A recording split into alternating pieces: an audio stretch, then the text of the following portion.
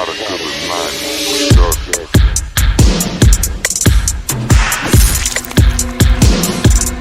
Welcome in, everyone. This is the Community Crime Network. I'm Bossman Blake, your host. And tonight we got a update on the Karmelo Anthony case.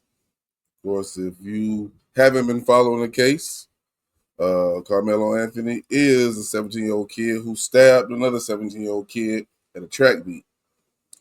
Karmelo said it was in self-defense. And right now, he is currently in jail. And today he actually had bond. Well, a bond hearing, should I say. They felt like the $1 billion bond was entirely too high, which I do feel the same as well. So the bond was reduced, people. But right now we got Karmelo's lawyer at the podium. Self-defense is a protection that applies to each and every one of us. There are two sides to every story. And Karmelo is a 17-year-old kid and an excellent student. He is the captain of his track team. He is the captain of his football team. And prior to this, what was on his mind was what college he was going to go to. This is a tragedy all the way around for both families.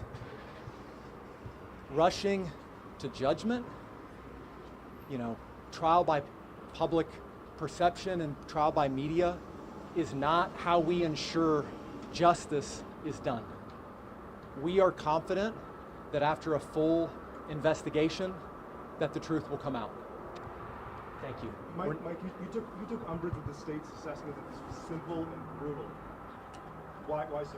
Well, the fact of the matter is, like I said, there's two sides to every story, and we've only heard one side. He's absolutely right.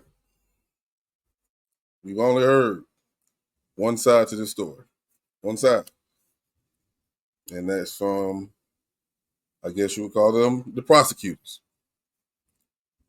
And I know a lot of people feel like it's more to the story. I do too. Like I always said, since this story came up, this is one of those stories where you had to be there before you can actually make a statement of what you think happened. Now, of course, you can give out your opinion on the facts that's laid out on the table, but everything is not on the table, and that's the important part. And so it is a one-sided investigation to this point, and even that investigation is still ongoing. So to say that it happened this way or that way is just not accurate at this point. All of the facts are going to come out, and that's why our system of justice requires that we keep our minds open and we let the facts come out as they are after a full investigation. Is your client going to be able to make bond and get out today? I anticipate that he will be able to make bond. I can't speak to how quickly that will go. Funds, in the funds that have been raised are not quick to come out. And then, there's obviously a process to the release process once bond is posted. The big question that a lot of people have is why was this young man armed on school property? That's an understandable question, but it's not something that, frankly, we're prepared to even go into.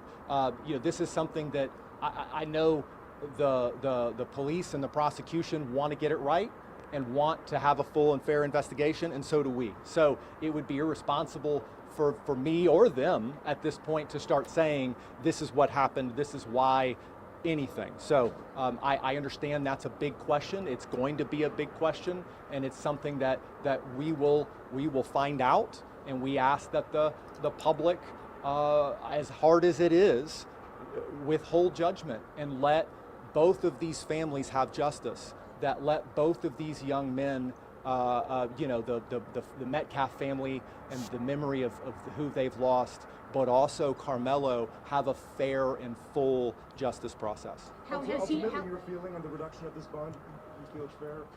Yeah, I feel it's fair. Bond, as the judge said, is not supposed to be an instrument of oppression. It's not supposed to keep people in jail. It's not supposed to punish. It's supposed to ensure that a person shows up to court, complies with all conditions. Exactly.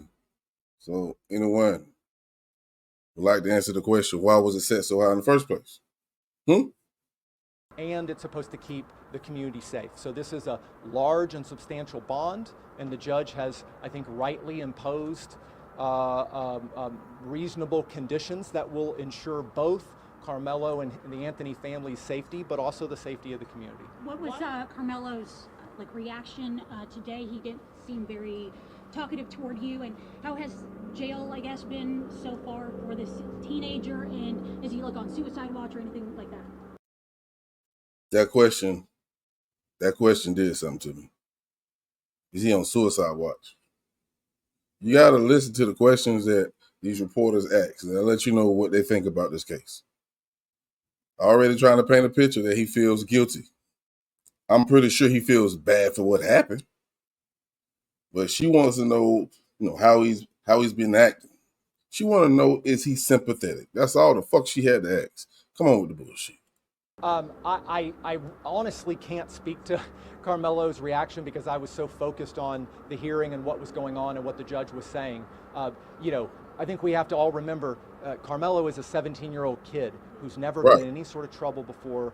If you can just put yourself in his shoes, this is a scary, bewildering process, and I can't even imagine what was going through his head, just as I'm sure I can't imagine what was going through the heads of the Metcalf family. So this is something that is new to all of them and incredibly trying.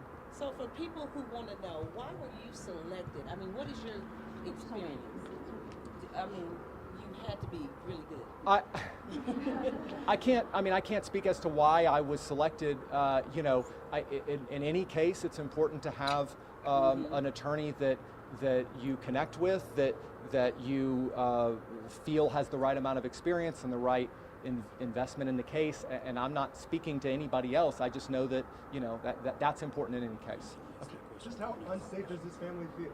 You mentioned it multiple times. Yeah, I mean, look. I like the way he answered that question.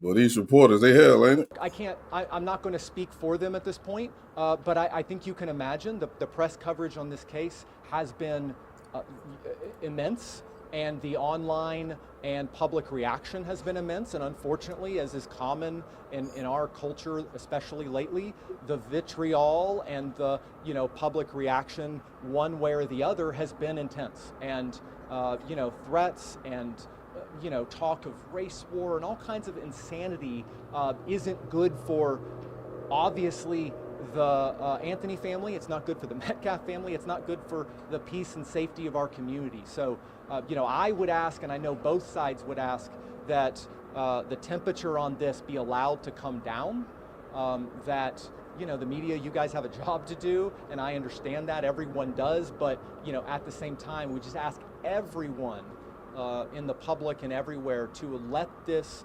process play out fairly and fully for both sides. I like that lawyer. He seems to be a very intelligent guy, got his head on his shoulders, answered all the questions the way they should have been answered. One thing I want to say is we have to understand we have two teenage kids. One who is no longer with us, and one is fighting to be able to see freedom again. This is a very sad situation. We see violence, whether it's black on black, white on white, black on white. This type of nonsense happens every day. One thing I think people don't do is put their self in the victim's shoes, the family of the victim, or in this case, the suspect. He has a right to a fair trial. He has not been convicted of anything yet. Everybody on the outside looking in most of you were not there. You're getting this information just like we all are getting it. From witnesses, from the news. So we can only go by that. And sad to say, sometimes you can't even go by that. You heard that lawyer. It's a one-sided story so far. That's why we go to court. That's why we go to trial. So now you can hear both sides of the story. Now, I want to play one last thing with you guys before I get up out of here. The brother, Austin's twin brother, he spoke in an interview. The mom was with him. She said some things. He said some things. I want y'all to listen to this, man. Listen real closely.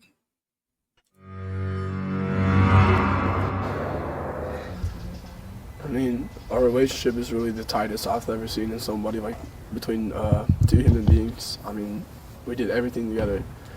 Clean the dishes together, do the yard work together, sports, you name anything in the world, it's always us two and one thing. So you're always just basically one person. He's always on my back. Even if I'm in the wrong, he'll always take my side no matter what. Your mom told me that you were there. Yes, ma'am. If you don't mind, what happened?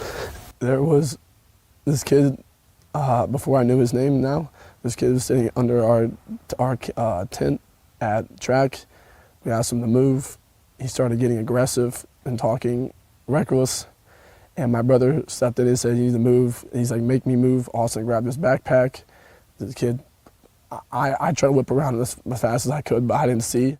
Now, never heard that before. Never heard that before. He got aggressive. That's when Austin told him he needs to move. Let's go back. Let's rewind a little bit. This kid was sitting under our tent at track. We asked him to move. He started getting aggressive and talking reckless. He started getting aggressive and talking reckless. And my brother stepped in and said, "You need to move." He's like, "Make me move." Austin grabbed his backpack. Austin grabbed his backpack. Did I hear that correctly? Austin grabbed his backpack? One more time, people. We asked him to move. He started getting aggressive and talking reckless. And my brother stepped in and said, "You need to move." He's like, "Make me move." Austin grabbed his backpack. Austin grabbed his backpack. But I didn't see the stab. I'm not going to talk about the rest. So yeah. That's just what I saw. He did everything for our family too. He was a strong man. He was a strong kid. Mm-hmm. Real strong. And I know I'm strong too, but he's a little stronger. But he did a lot for our family and a bunch of stuff that we just don't recognize. And it's just like, especially throughout our friends too, like everyone knew, like he was the peacemaker. That's what I'm saying. Like, I heard someone who really makes peace, really calms peace down. He makes everything sail smoothly. Because I get upset, but then he calms me down. He was just always there for me. So it's just really heartbreaking to see like how this happened. He would have played college football. He would have. For sure. He definitely used his mindset, his skill level, his IQ of the game was probably the best I've seen in the Frisco area. Yeah. Understand this. My heart goes out to this family. I'm not one of those individuals who don't have a heart, can't show compassion. I definitely know how it feels to lose a brother. I do. But what I'm hearing is a picture being painted. And I'm not saying this picture is false, but the story he told prior to the picture that he started painting of his brother, that was a picture being painted towards Karmello. He started talking reckless. He started getting aggressive and talking reckless. Now, something that this mother's gonna say, and I understand. She's a mother who lost a child. She's upset. She's hurt. She's angry. But listen. What would you say about the suspect and what's next? We don't know anything about him. We have nothing to say. To be honest with you, we don't want to give him any recognition or any care. Don't want to give him any recognition or any care. We have no desire to have anything to do with that man. Now, like I said earlier, I understand how any parent would feel losing a kid in this matter. She talks totally different from how the father talks. It almost made me think they don't live in the same household. I know the father is hurting just as well as she is. He said he forgives him. That spirituality that may be inside him, that he understands life more than the mom. Now, I'm not saying she has to forgive him. I'm not saying that. I don't need to go any further. This case right here is this is gonna be one of them ones, people. The threats that Karmelo's family is getting, it's ridiculous. We have to allow, or at least try to allow, the system to work. Yes, the system has failed us several times. Yeah, I get it. But everybody has the right to a fair trial, just like Karmello. My heart goes out to the Metcalf family. My heart goes out to the Anthony family. Let these people do their jobs. Pay attention to what's being said. Look at the facts and the details. That's the only thing you should be going off of. Not nobody on someone's panel saying they're a witness. And they seen this and they seen that. Not saying it's not true. But did you tell the police that? Since you were there, did you tell the police that? Did you give a statement? I know y'all done heard the stories. I just don't run with them. I hear them, duly noted. But hey, I'm going to go ahead and get up out of here. We'll be back soon. As soon as there's another update. I'm pretty sure Karmello will be released soon as the bond is paid. And we're going to go from there. Until then, y'all be easy. And always protect your peace.